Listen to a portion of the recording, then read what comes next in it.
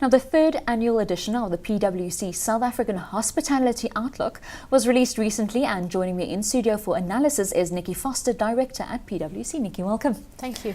Now, the South African hospitality industry has seen quite a tumultuous time of the last 5-6 years. We had the effects of the global recession, which is still ongoing. We've had the boom and bust of the World Cup, lots of investment, but lots of overinvestment and oversubscription. Absolutely. It's now 2013. Where are we? You're absolutely right. We all went a little bit crazy and everybody built too many hotels, and unfortunately demand fell away at the same time. But we're beginning to see demand coming back. It's steady, it's slow growth, but we're seeing the growth. Now, Nikki, according to PwC's third edition of the Hospitality Outlook, 2013 to 2017 looks quite interesting. Overall occupancy rate will increase to 5.6%. Total room revenue is expected to grow, compound annual increase. In terms of growth, what is driving this? What's driving the sudden change after all this time of struggle? Okay, I think one of the key underlying messages is nobody built any more properties. So we're actually filling up what we have. We're filling up what we have. And we always knew demand would come back. And that was why everybody said, just don't build any more. But it's good to see demand coming back. And if we look at what's triggering that demand, it's a number of things. I think I know we all feel the economy here is depressed, but actually it's growing and people are starting to move and travel and stay in places again. We're still seeing an increase in foreign visitors, believe it or not.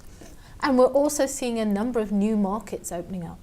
Now let's talk about the visitors and the travellers. Who is making up the bulk of the market? Is it leisure or is it business? Because we know South Africa is a significant investment destination. It's very interesting actually, because if you look at the split, if we look at our domestic travellers, quite a large proportion of those, particularly the people staying in the hotel, are actually corporates. Domestic do stay in hotels, but they stay in a much wider offering of destinations and products. On the foreign visitor side, probably only around 10 to 20% are actually real corporate business travellers. The rest actually, in terms of arrivals to this country, are actually on holiday or some kind of leisure business. But South Africa is becoming more and more important in the conference market, and we are seeing a lot of trade shows and conferences, and South Africa is becoming a destination in that respect. We're also seeing all the BRICS countries opening up and increasing numbers from those markets too. Because that was my next question. Despite the recent economic uncertainty, we've got a 9.7% increase into visitors from South Africa to South Africa from Europe and traditional markets like North America, but a significant increase from China and India. We just hosted the BRICS conference in Durban. Is this a significant indicator that this alliance, this economic partnership is working? Yes. Yes, I do believe it is. I mean, obviously it's early days and you have to build these things up slowly and steadily. But I think one of the things you'll see, the Ministry of Tourism has had a lot of focus on particularly Brazil and China. And we've actually been setting up tourism offices in those countries. So yes, it's an area of focus by all means. Now, Nikki, interestingly, you also looked at the Mauritian and the Nigerian tourism markets in your study. All three quite unique and very different.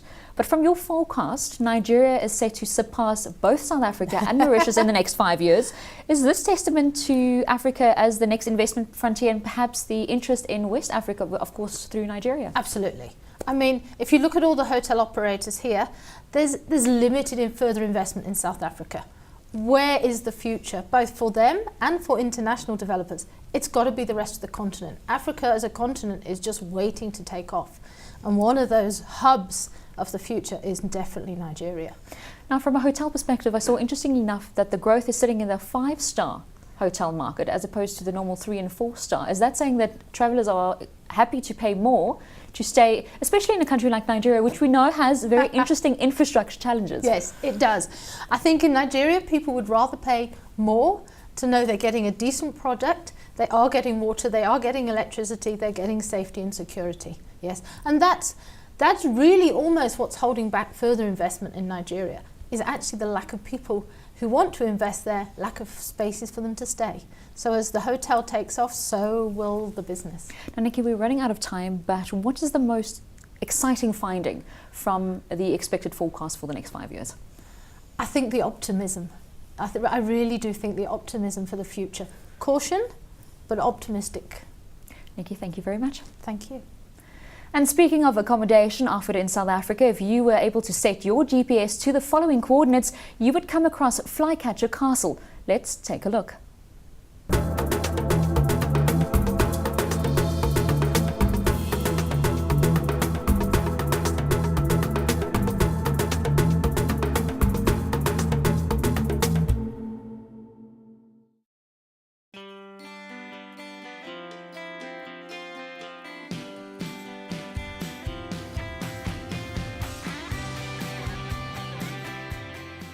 What do you do when you dream of living in a castle?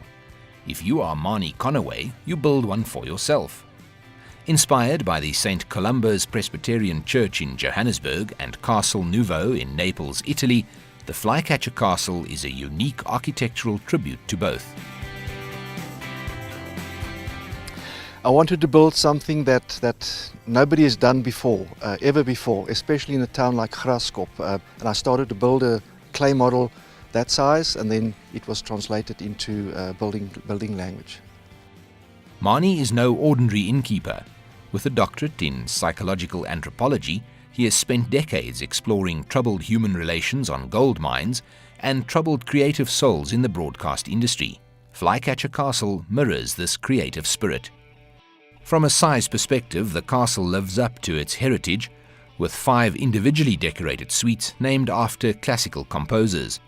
A notable suite is the Ruby Royal, a place, in the words of General Manager Nolan Olnott, for guests who dare to have a completely different experience in an Arabian setting. An experience which includes a bedroom tower with a 4-meter-high mirrored ceiling, indoor solar-heated plunge pool, and even a service hatch. Everything within the castle has been collected throughout the country as well as the globe. Examples include sandstone corner blocks and old farmhouse yellow wood beams from the Free State, entrance doors from Belgium, classic Art Deco windows and light fittings from downtown Johannesburg, antique furniture, ornaments, and various pieces of art. Usually guests think that this castle has been here for centuries, and the secret behind this was when I built it, I made use of second-hand building materials, from floors to ceilings from old Johannesburg.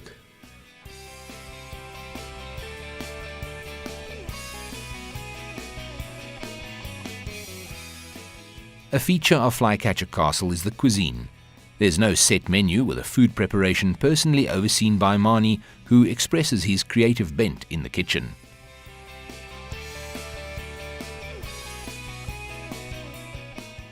The tiny chapel, located in one turret, is unique.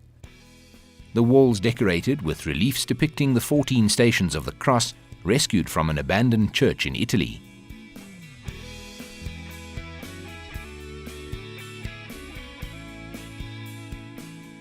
Suitable for small weddings, the chapel also features a life-size statue of Christ. Sculpted by Marnie, the castle is also home to an array of sculptures including detailed bird and animal-inspired creations.